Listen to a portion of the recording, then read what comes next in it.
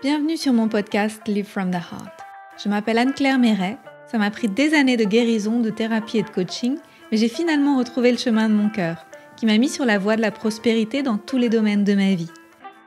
Aujourd'hui, je coach, j'enseigne, je crée des programmes, j'écris des livres, entre autres choses, et j'adore ça. Le monde se transforme à mesure que nous guérissons et que nous créons. Je sais que nous pouvons prospérer au niveau individuel aussi bien qu'au niveau collectif, si on retrouve le chemin du cœur. Nous sommes les initiateurs et initiatrices du nouveau monde. Alors on y va ? Si vous souhaitez créer depuis l'espace du cœur, vous êtes au bon endroit. Bonjour et bienvenue dans un nouvel épisode avec Julia Espérance que j'adore, qui est mon acolyte depuis plusieurs années.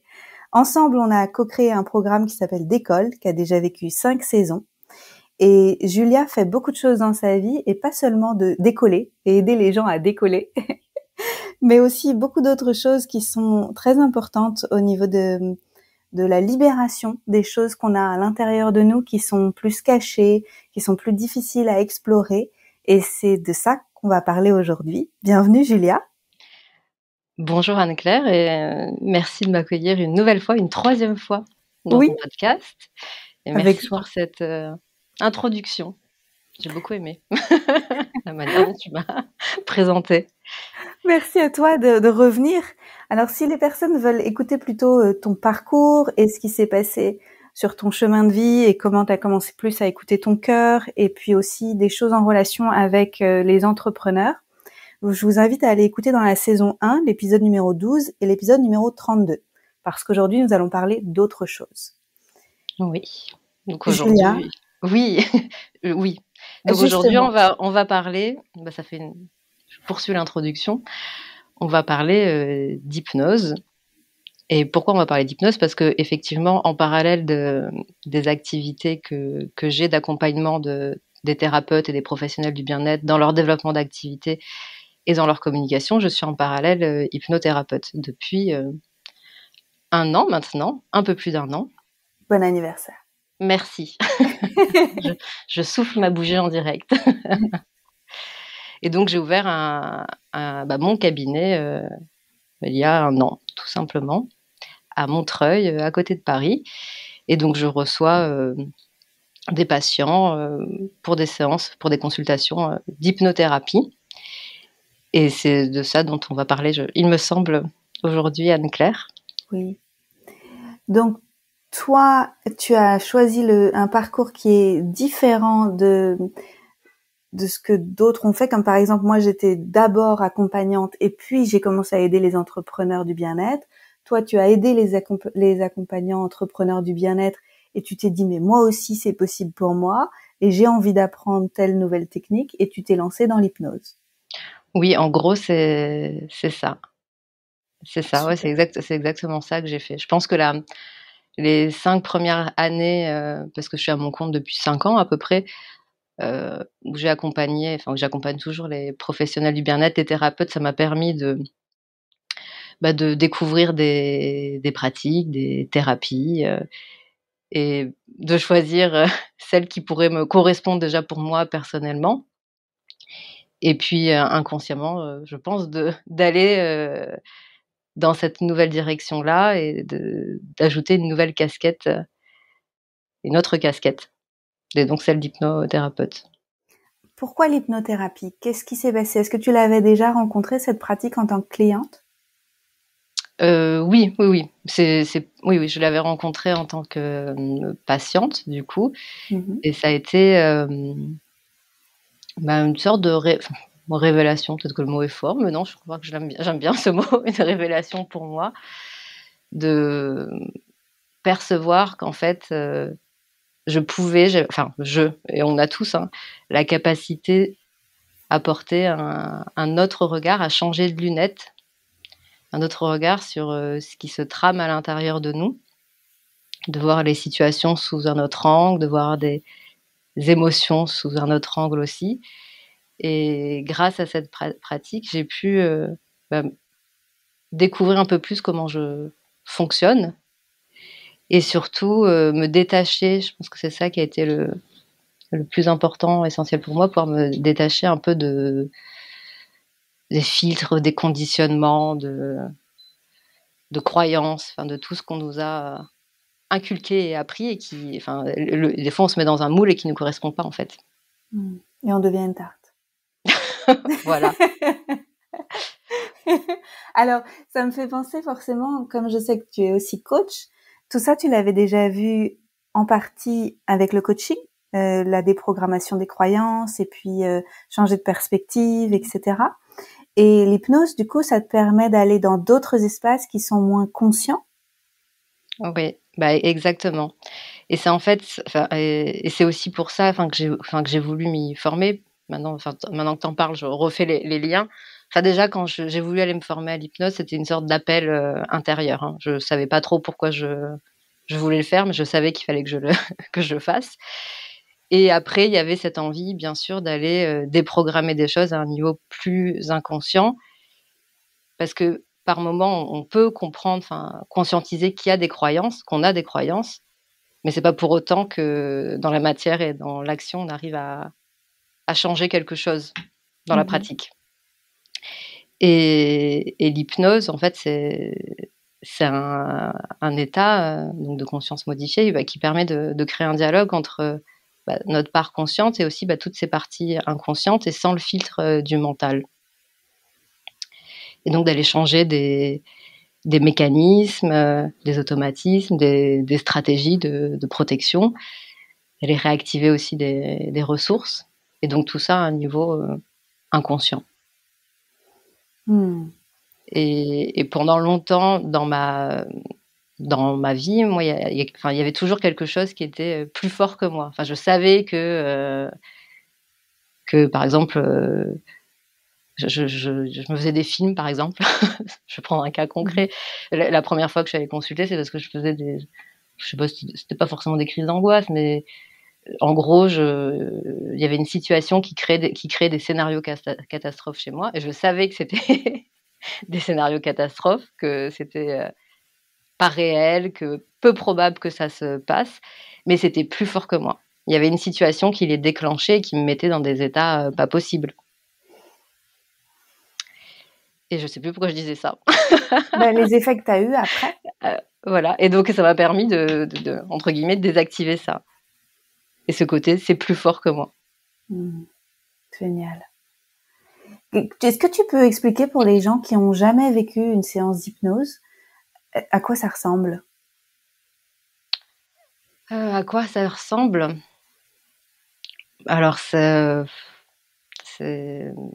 ressemble, on pourrait dire que d'un point de vue extérieur, ça ressemble à une personne qui est allongée, qui se détend et qui se relaxe. En fait, il y a deux parties dans la séance d'hypnose, dans moi, celle que je propose. Dans trois parties, il y a une première partie en fait qui est une conversation pour faire connaissance et prendre connaissance de ce qui se passe pour la personne, de son objectif, ce vers quoi elle a envie d'aller, comme pour une séance de coaching, de voir quelles sont ses ressources, qu'est-ce qui bloque, ce dont elle a conscience. Et après, il y a une phase qu'on appelle une phase d'induction, en fait, où donc moi, je vais guider la personne pour l'amener dans l'état d'hypnose, donc dans cet état de conscience modifiée. Un état qu'on vit tous les jours de manière naturelle, mais donc là l'idée c'est de l'amener dans cet état, de l'approfondir. Et donc ensuite, une fois qu'elle est dans cet état d'hypnose, il y a différentes manières de travailler, entre guillemets. Ça peut être soit par des visualisations, soit des visualisations, c'est dur à expliquer, j'essaie de me représenter les séances, ou sinon des protocoles très précis en fait, où on crée une communication en fait avec ces parties inconscientes en nous. Donc ça peut être une communication verbale, c'est-à-dire que moi je pose des questions et je fais parler la personne et sur ce qui se passe pour elle à l'intérieur, on travaille au niveau des symboliques, etc. Donc avec la voix en conversationnel, soit sinon on met en place ce qu'on appelle un signaling, c'est-à-dire que c'est une communication au niveau du corps. Et donc, ces parts inconscientes vont s'exprimer peut-être avec un geste involontaire, donc un doigt qui dit oui, un doigt qui dit non, la tête qui dit oui ou la tête qui dit non, enfin, parce qu'on peut parler sans la voix, rien qu'avec le corps. Et donc, c'est de cette manière-là, en fait, qu'on peut avancer dans la séance. Donc ça, c'est voilà, c'est le process simplifié, hein, parce qu'après, il y a plusieurs manières d'aborder une séance et ça va dépendre des personnes. Après, dans l'approche que j'ai depuis plusieurs mois, donc moi, j'aime bien collaborer, on va dire, avec une partie de nous, enfin tout du moins du patient qui est là, que j'appelle, c'est pas moi qui l'appelle comme ça, hein, le supraconscient. Donc il y a d'autres personnes qui appellent ça la conscience supérieure, le moi profond, moi supérieur, l'âme. Et en fait, c'est un peu cette partie à l'intérieur de nous qui sait exactement où sont les blocages, sur quel plan ils sont, et qui a même peut-être la capacité de les libérer. Et moi, je vois cette partie un peu comme une sorte de co-thérapeute qui guide le travail thérapeutique, en fait.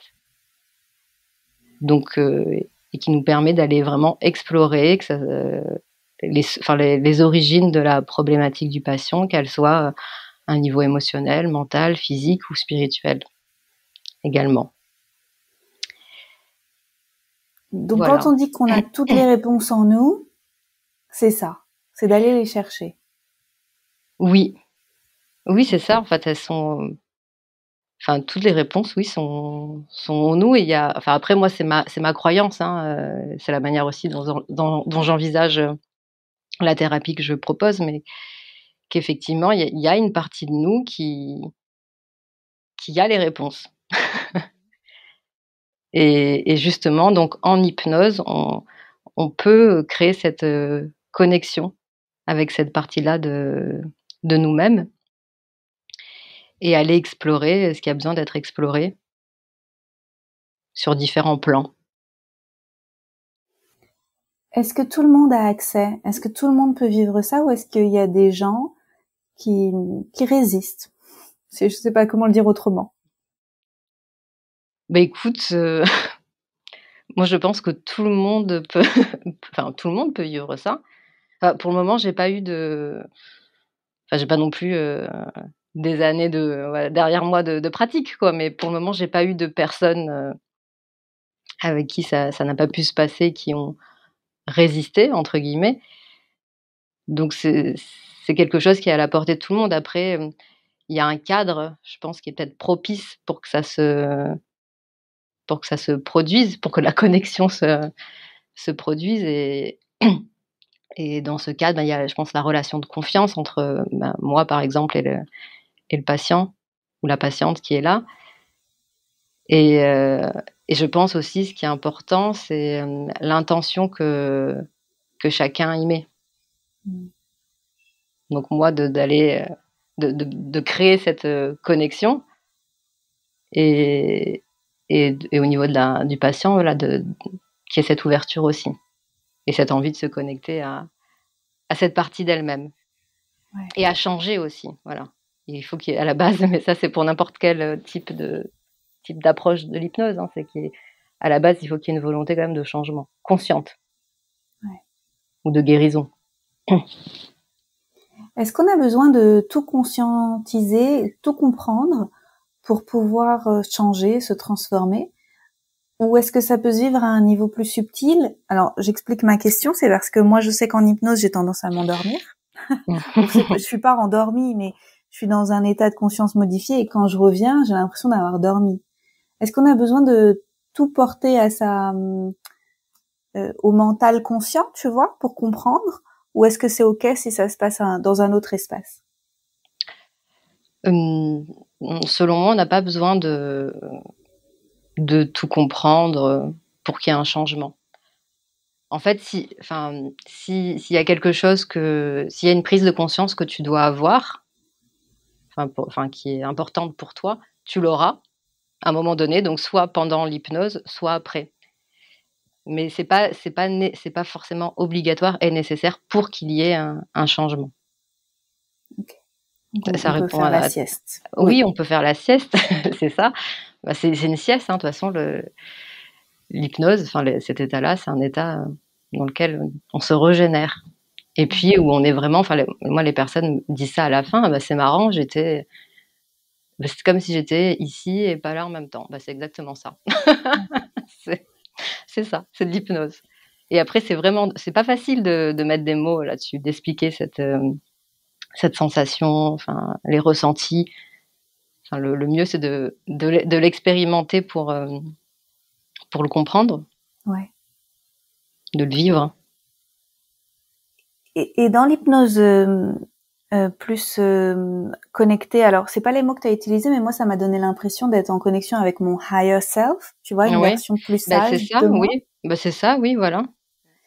C'est ça. Dans cet espace-là, quand on est connecté avec cette version de soi qui a la réponse, etc., est-ce qu'on a aussi accès à d'autres choses qui sont plus, j'allais utiliser des grands mots genre galactiques, tu sais, d'autres choses qui sont d'ailleurs, tu vois, du champ d'information beaucoup plus étendu que nous, ce qu'on a l'impression qu'on pourrait percevoir.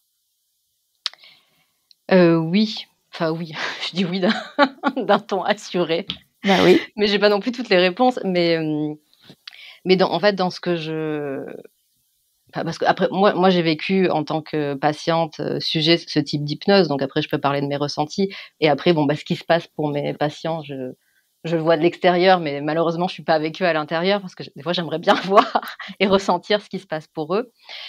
Mais je sens effectivement qu'il y a une connexion, une ouverture à quelque chose de plus grand que nous, quelque chose qui nous dépasse, enfin qui va au-delà, tu vois, de notre ego, du monde tel qu'on le connaît, enfin, comme si ça permettait une connexion à quelque chose, ouais, de plus vaste. Et peut-être, voilà, des guidances intérieures, extérieures, à d'autres consciences ou énergies avec lesquelles on peut communiquer. Voilà, enfin, il y a, et peut-être et d'autres informations aussi, mais après, pour te dire exactement qu'est-ce qui se passe vraiment et qu'est-ce que c'est, j'aurais du mal à le dire, mais en tout cas, il se passe quelque chose. Et j'ai la sensation, ouais, enfin, ce type d'hypnose, ou peut-être, enfin, et l'état aussi profond d'hypnose dans lequel enfin moi je travaille, permet d'ouvrir, enfin, la porte à d'autres espaces de soins, de guérison, de compassion, et peut-être que c'est des espaces symboliques ou pas, je sais pas. Et en fait, au final, parce que je me suis beaucoup posé la question, hein, moi j'ai besoin de tout comprendre, de tout analyser, donc dans ce que j'ai pu vivre en tant que patiente, ou dans ce que mes patients vivent, des fois je me dis: «Waouh, mais ils étaient où? Vous étiez où, quoi?» et en fait, je me dis: «Peu importe». L'essentiel après, c'est que quand ils ouvrent les yeux et qu'après la séance, ils aillent bien, et qu'il y a un changement et qu'il y a un cheminement thérapeutique qui se fasse. Donc j'ai arrêté de me poser la question de: «Qu'est-ce que c'est? Qu'est-ce qui se passe?» Enfin, de vouloir vraiment tout mentaliser. Mais en tout cas, oui, on a accès à, enfin, il y a accès à autre chose, aussi à des mémoires. On avait, je crois, enfin, déjà parlé ensemble quand j'avais fait ma formation justement en hypnose spirituelle, mais la mémoire d'autres incarnations, d'autres, ou des temps entre les incarnations, qu'on appelle l'entre-deux-vie. Donc on peut aussi avoir, enfin, aller dans ces espaces-là. Et ça peut être symbolique si on n'a pas la croyance enfin, si on ne croit pas en la réincarnation. Est-ce que tu peux donner des exemples de choses qu'on t'a racontées, ou que toi t'as vécu, ou que tes patients ont vécu, pour expliquer à quoi ça sert de revivre ou de se reconnecter à des mémoires d'autres incarnations et de ce qui se passe aussi entre les incarnations?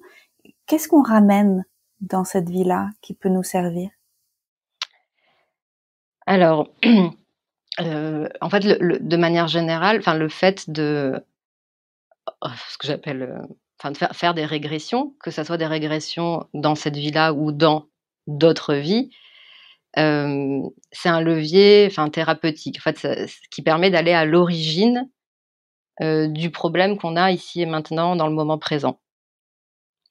Et donc en fait, pourquoi je disais ça? Donc l'idée quand on régresse, donc c'est d'aller à l'origine comme je le disais, et donc cette origine des fois elle peut être dans une autre vie. Donc soit on fait directement ce travail, soit sinon en fait ça peut être ce qu'on appelle des régressions spontanées. C'est-à-dire en hypnose, on guide la personne pour aller à l'origine de ce qui lui pose problème, et en fait elle se retrouve à être Cléopâtre, à faire je sais pas quoi. Donc ça se passe de manière spontanée aussi, ça peut se passer de manière spontanée.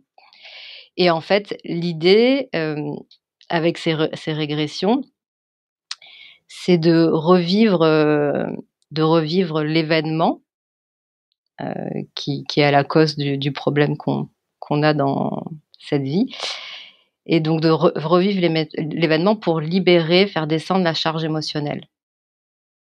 Et aussi amener, un autre regard sur cet événement-là.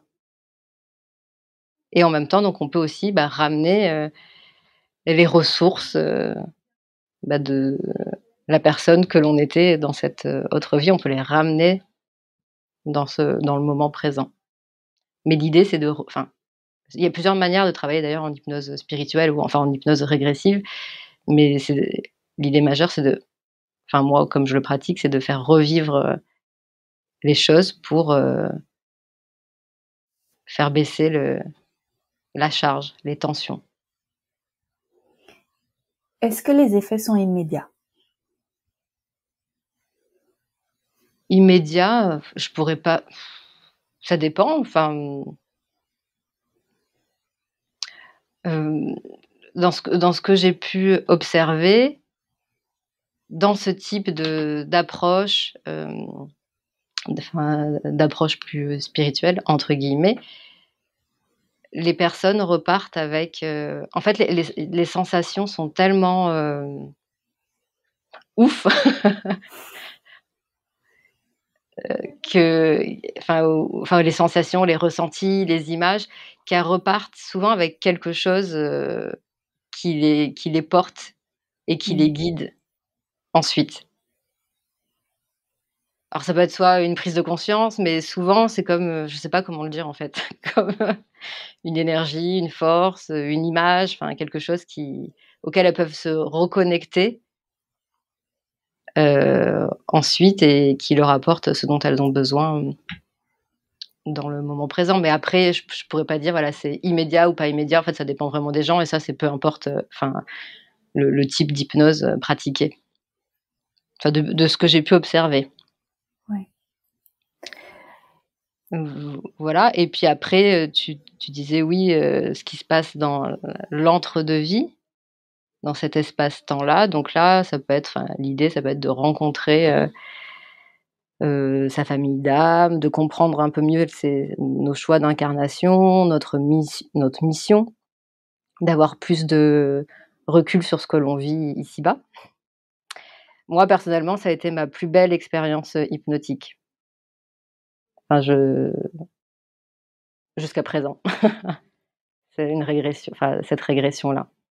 C'était incroyable. Dans les ressentis, les émotions, c'était comme une sorte un peu d'extase, quoi. Et moment de grâce. Qu'est-ce que ça a confirmé pour toi ou rassuré en toi, ou qu'est-ce que avec quoi t'es revenu?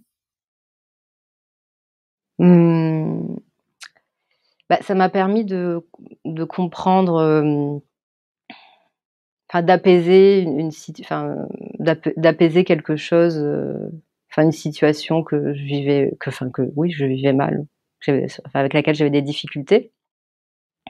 D'avoir de la compréhension par rapport à ce que je pouvais vivre.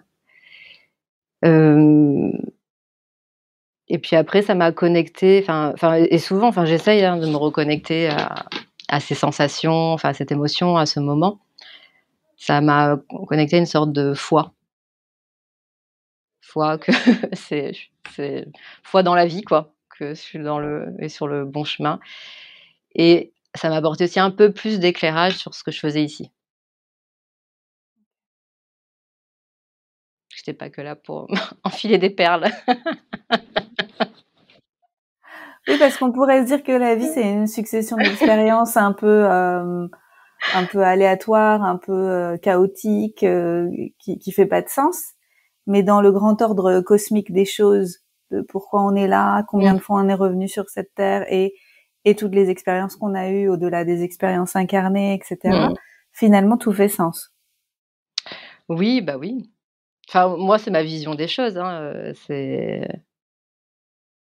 vrai, enfin, je conçois la vie de cette manière-là, enfin, ma vie, là, actuelle, de cette manière-là, que toutes les rencontres ont un sens, et qu'elles nous amènent à la prochaine, et cetera,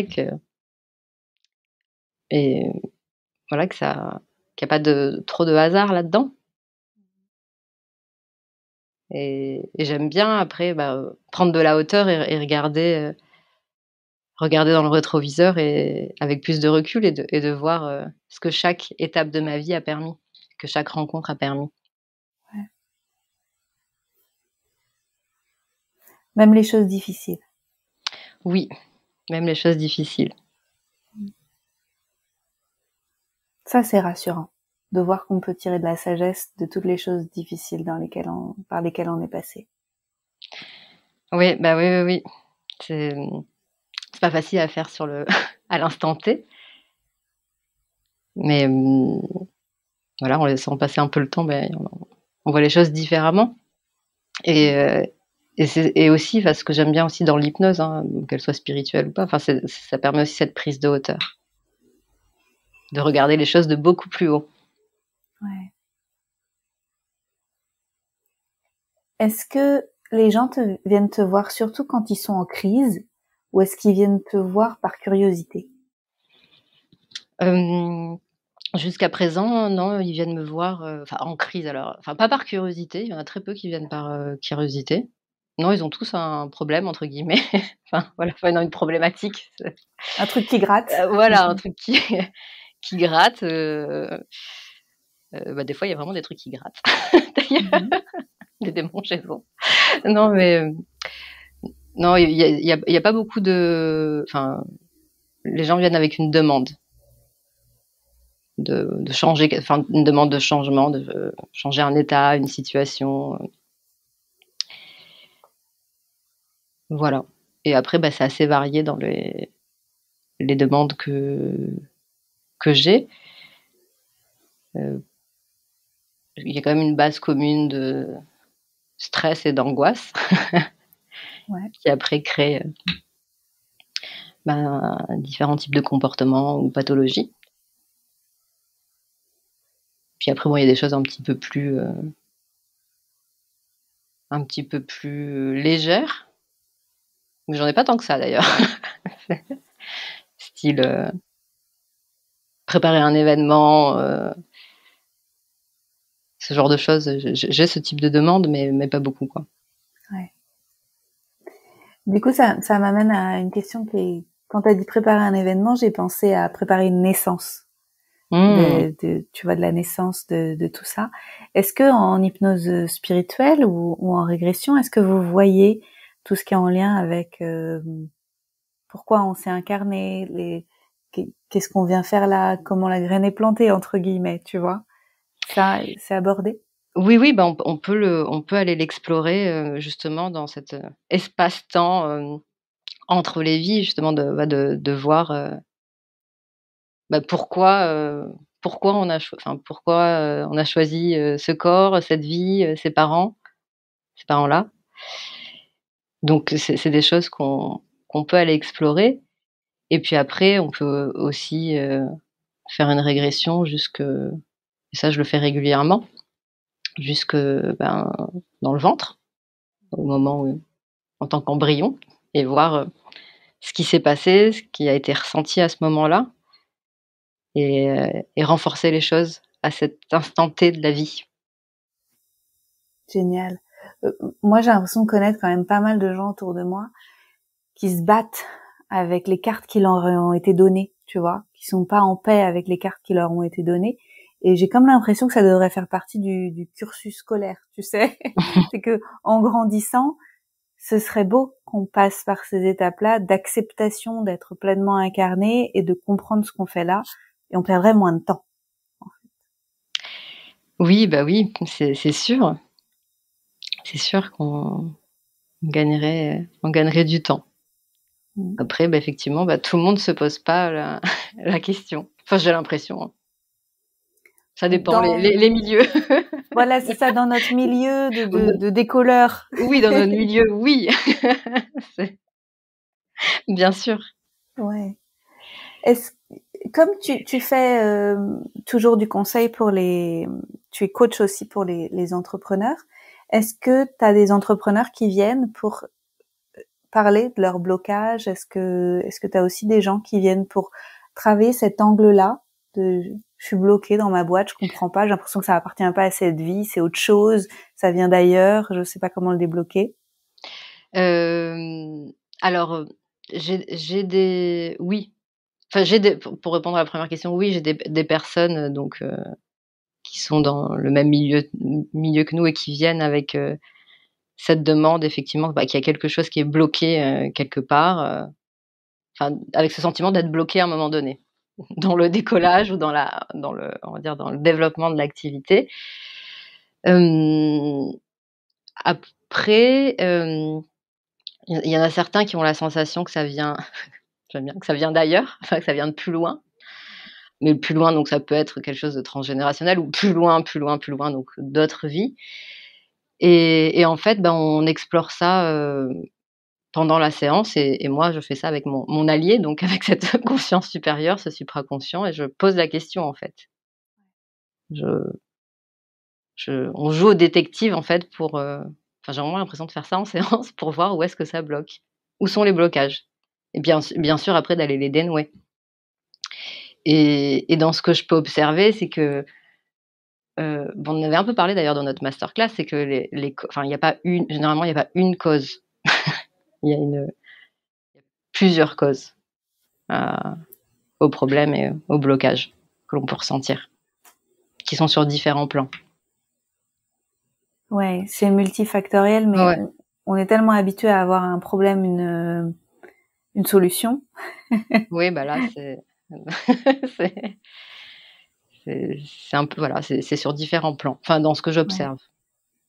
Et je suis contente en fait de pouvoir accompagner de cette manière-là, donc de manière holistique. Je sais que le mot est à la mode. Bon, moi, c'est un mot qui me parle parce que le nom de ma boîte s'appelle, enfin, de conseil en com s'appelle Holilab. Donc, je suis contente que pour l'approche thérapeutique aussi, j'amène cette dimension-là, cette dimension holistique. Mais de pouvoir couvrir tout ça, toutes ces dimensions en même temps, c'est essentiel pour moi. Enfin, c'est vraiment, ça correspond à ma manière de voir les choses. Et surtout d'aller enfin, de pas juste changer un mécanisme, mettre un pansement, mais d'aller à la cause, à l'origine. Ouais. Penser ce qu'il y a à penser, guérir, apaiser. Est-ce que tu sens que le monde est... J'ai l'impression qu'on a de plus en plus accès à ce genre d'informations et à ce genre de pratiques parce qu'il y a de plus en plus de praticiens qui sont formés pour accompagner en hypnose régressive. Est-ce que tu as l'impression que ça frétille, tu vois, au niveau mondial, que les gens sont plus prêts pour parler de ces choses-là, pour en faire l'expérience, pour admettre que nous sommes plus que ce que nous croyons que nous sommes?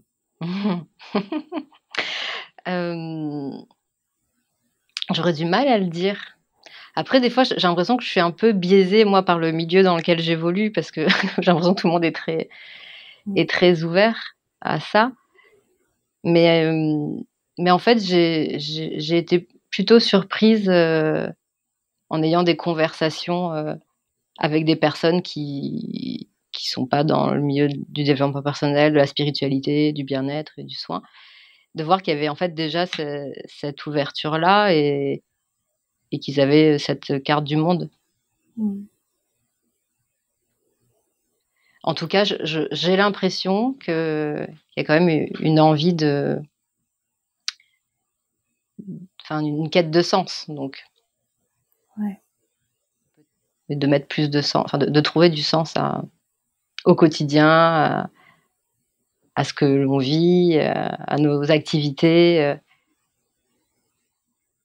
Et donc, pour trouver ce sens, il y a comme un élan aussi de prendre de la hauteur, pour voir les choses de plus haut. Comment on peut se renseigner sur l'hypnose spirituelle? Est-ce que toi, tu as eu des lectures? Est-ce qu'il y a des choses qui t'ont beaucoup plu quand tu as mené l'enquête que tu voudrais recommander? Alors moi, faut dire que j'ai pas beaucoup mené l'enquête. Hein. J'ai l'impression que je suis foncé. En fait, avant même que je fasse ma formation d'hypnose de base, parce qu'en fait, pour faire de ce type d'hypnose, il faut quand même être praticien en hypnose. Donc, avant même d'être praticienne en hypnose, je savais que j'allais la faire, la formation d'hypnose spirituelle, sans avoir lu quoi que ce soit dessus. Donc, je sais pas pourquoi, c'était une évidence. Et après, j'ai pas beaucoup lu de livres sur le sujet. J'en ai lu un qui est très bien, et je cherche le nom.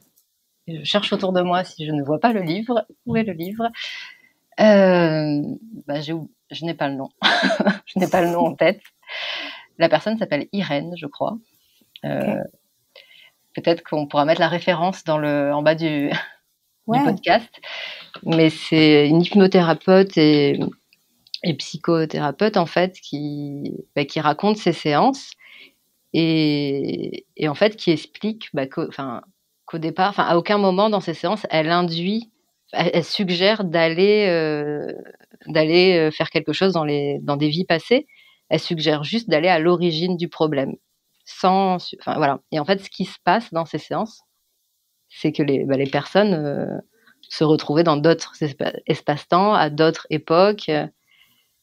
Et c'est comme ça, en fait, qu'elle en est venue à explorer les vies antérieures dans sa pratique. Donc, elle raconte un peu son cheminement et avec des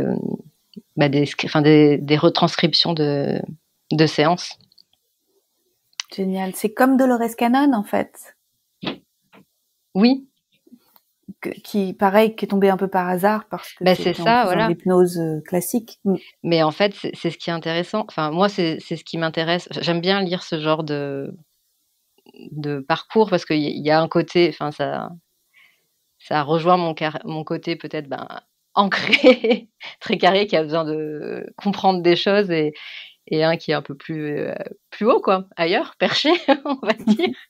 Mais c'est des personnes, en fait, qui à la base, et j'ai d'autres références en tête sur d'autres sujets qui est lié à tout ce qui est communication, peut-être avec les défunts en hypnose. C'est des personnes, voilà, des psys, en fait, qui n'avaient pas l'intention de faire ça, quoi, et qui n'y croyaient pas, en fait. Qui se sont retrouvés en séance avec ces mémoires qui reviennent, sans qu'il y ait une démarche spécifique qui soit faite pour les appeler. C'est la vie qui leur a montré le chemin. Voilà. Donc et je trouve ça assez intéressant. Donc après, voilà, qu'est-ce qu'on en fait mais en tout cas, c'est là. C'est génial. Et moi, je pense du coup à un autre auteur qui s'appelle Brian Weiss. Oui. Et j'ai lu Many Lives, Many Masters. Je sais pas comment il a été traduit en français. Et il a d'autres livres aussi qui sont super. C'est vraiment là-dessus, en fait. Pareil, était psy et hypnothérapeute classique. Et puis, boum, quoi. Il s'est retrouvé avec ses patients dans un autre univers. Et puis, il a suivi la route. Voilà, c'est ça. Puis après, quand ça se présente, de toute façon, on est là pour accompagner ce qui est présent. Peu importe ce que c'est, de fournir le cadre pour que tout se déroule bien. C'est génial. Mais la finalité, en tout cas pour moi, c'est que la personne aille mieux dans le présent, qu'elle se projette, qu'elle puisse s'épanouir dans le futur. Et donc, si ça nécessite d'aller régresser je ne sais où, faisons-le. Mais des fois, c'est pas nécessaire.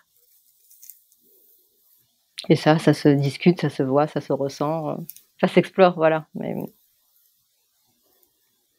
Est-ce que il faut être physiquement dans la même pièce ou est-ce que tu peux aussi le faire à distance? Ça se fait à distance aussi. Okay. Après, moi, j'aime bien avoir les gens en chair et en os devant moi pour, voilà, pour voir ce qui se passe et avoir ce contact. Mais en visio, ça se fait très bien. Je le fais en visio aussi. Super. Est-ce qu'il y a autre chose que tu voudrais ajouter? Non. Ah si, tiens. Comme je suis connue pour les citations. Je m'enflamme. Une citation. Il y en a une que j'aime bien, justement pour que j'aimerais conclure avec ça. Je sais plus de qui c'est, qui dit, je crois, si mes souvenirs sont bons, que le paradoxe suprême de la pensée, c'est de vouloir découvrir quelque chose qu'elle-même ne puisse pas penser. Comme ça, je fais bugger tout le monde là à la fin du podcast. Confusion, tout le monde est en hypnose.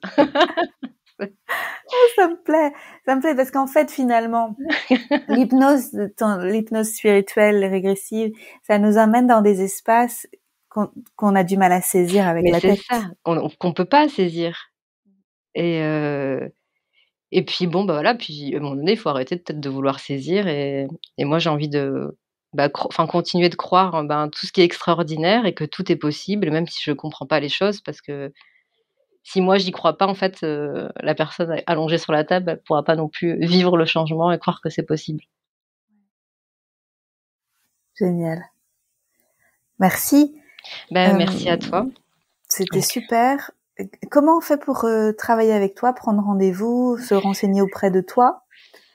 Eh bien, on peut me contacter, soit prendre rendez-vous sur Doctolib, donc en tapant Julia Espérance. Je suis plutôt bien référencée.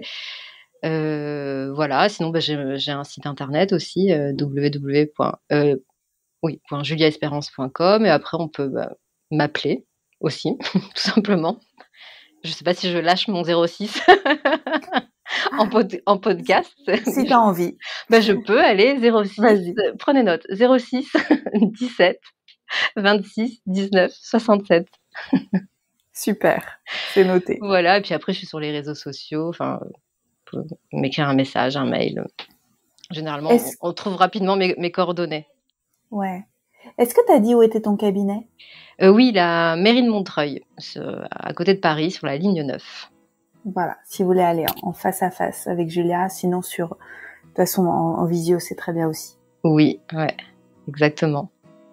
Génial. Merci Julia, merci pour tout. Merci à toi, ça me fait plaisir de parler de ce sujet. Moi aussi, je trouve que c'est vraiment chouette et tu es la bienvenue pour reparler de ce sujet ou d'un autre dans le futur. Toujours, la porte est ouverte. Merci beaucoup. Merci. À bientôt. À bientôt. Salut. Merci pour votre présence. Si vous avez aimé cet épisode, je vous invite à le partager avec vos amis et à suivre le podcast pour être au courant des prochains épisodes. Et suivez-moi sur mon site internet anneclairemeret.com et sur mes réseaux sociaux pour être au courant de mes prochains programmes et formations. À bientôt!